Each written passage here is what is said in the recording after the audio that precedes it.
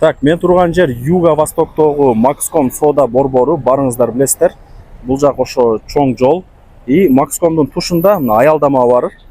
Көптөн бери эле бар бул. Ушул аялдаманын эле мына тушунда ушул тест атым сатыкка чыгып аткан кези кафе деп койсом дагы болот. Мына ачык деп жазылып турат. Так, достор, келүү жолун түшүндүргөнчө сатыла турган даяр бизнеске дагы келип калдым. Бул жак ошо негизги кирүүчү эшик болуп калат. И айнектери дагы панорамный. Ушул жерден чоң жол, Макском соода борбору бүт бардыгы көрүнүп турат. Бул жак эми столдар. Клиенттер олтуруп тамактанышат мына жакта. Түшүнүктүү эле. Суу сатканы холодниктери бар, мороженое саткан аппараттары бар, кондер иштейт.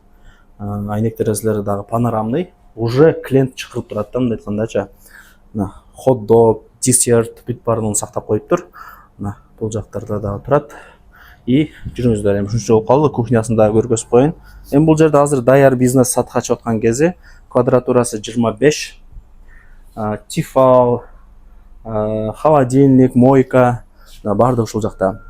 Азыр мындай болуп атат да. Хот-дог, шаурма, бургер, крылышки, пицца, эмне бышырам десеңиздер, баардык оборудованиялар даяр. Мына пиццаныкы мисалы, мына микроволновка, мына шаурманыкы наркы, крылышкиники, мына бургер, шаурмалар мына жерде.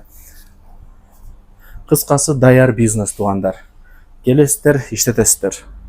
Анан жакшы жери мына жер форточка экен, ушул жерин ачып туруп, сиздер bubble tea, газ вода, дагы бир башка нерселерди сатсаңыздар болот. Не обязательно там